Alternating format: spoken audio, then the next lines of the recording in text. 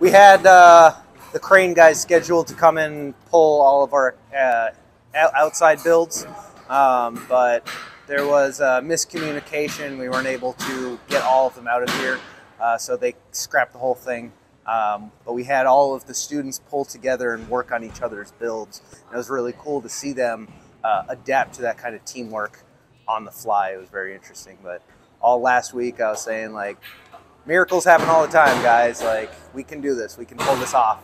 And when they announced that we would be delaying the building movement, like, it's like, well, that's still technically a miracle that happened. So miracles do happen. So what does that mean for your students? They don't have to be under as much stress, and I can help them understand the process a little bit better so that we can put out a better product at the end. So when you're rushing through something and you make a mistake, that mistake feels magnified because it's like, oh, well, I don't have time to make this mistake. I need to get this done now, and I need to get this done so I can move on to the next thing, and after that thing's done, I can move on to the next thing. When you're under a tough time constraint, it makes things a little bit more stressful, and I don't think that helps students learn as much as they could otherwise. So having this delay is very helpful for the students to be able to produce better work at the end. Yeah, I don't think I've been on a construction site that we ended on time perfectly or under budget perfectly.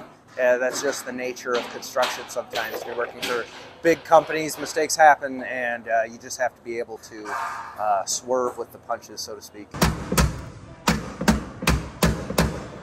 Good. Yep.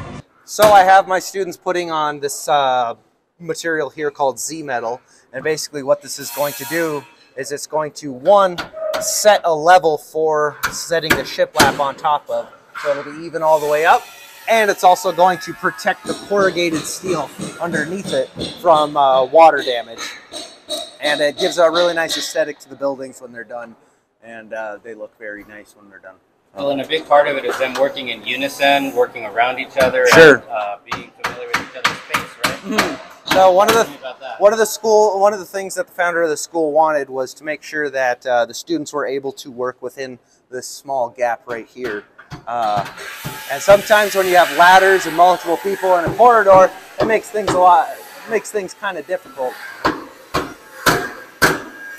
But we harp on having people aware of their surroundings and aware of other people.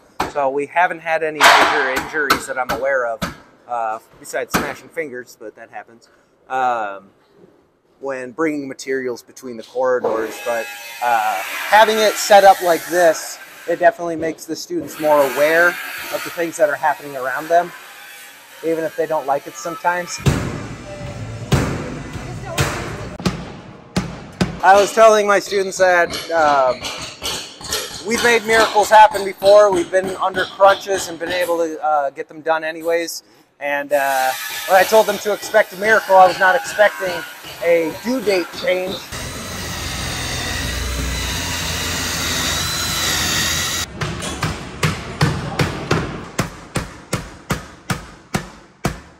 Yeah, yesterday we came in and basically told them, like, hey, we need to get all of these outside builds done. Like, even if that's not the house that you started with, that's not the class that you were working with from the beginning, we just need to pull together, work together, and get these things done. And to see them working with other students, like, wow, I didn't even know that you knew each other's name. But you guys, here you are working together and knocking things out. It's just really nice to see the students, the synergy between the classes working that well. It gave me hope for this class. Like, all right, well, these guys are going to be just fine when they get to the field.